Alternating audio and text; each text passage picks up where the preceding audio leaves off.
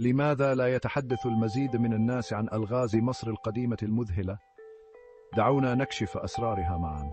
منذ آلاف السنين ازدهرت حضارة على ضفاف النيل، تاركة وراءها أهرامات تلامس السماء وكتابات هيروغليفية تتحدث عن إرثها.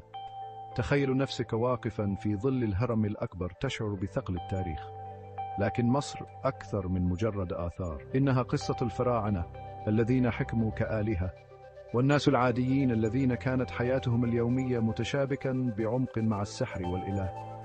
فكر في الإبداع الذي تطلبه بناء مقابر صمدت لآلاف السنين، أو الفن الكامن وراء المومياوات التي لا تزال تكشف أسرارها اليوم. فلماذا لا نتعمق أكثر في هذا العالم الرائع؟ انضم إلينا في هذه الرحلة عبر الزمن واكتشف عجائب مصر القديمة. إنها قصة تنتظر أن تروى، وأنت جزء منها.